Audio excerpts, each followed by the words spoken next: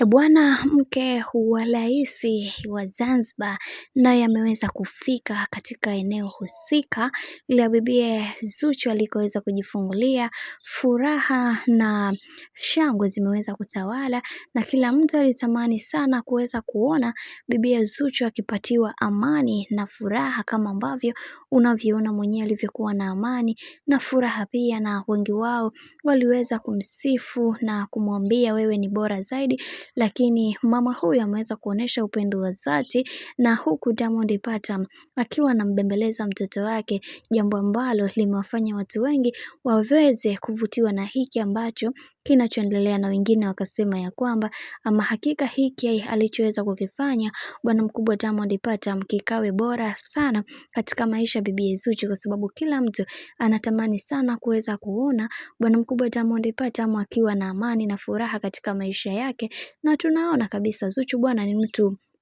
mwenye baraka na ana watu, upole wake na hekima ambayo aliyokuwa nayo imemsaidia kuweza kukutana na watu wa muhimu sana katika maisha yake. Tazama jinsi alivyo, tazama watu ambao wamekuwa wakimtembelea kuweza kumpa pongezi nyingi, na wengi wao wamekuwa wakizungumza ya kwamba Diamond Platnumz akimwacha bibi ya Zuchu basi hakuna kitu ambacho atakachoambulia kwa watu baki, kwa sababu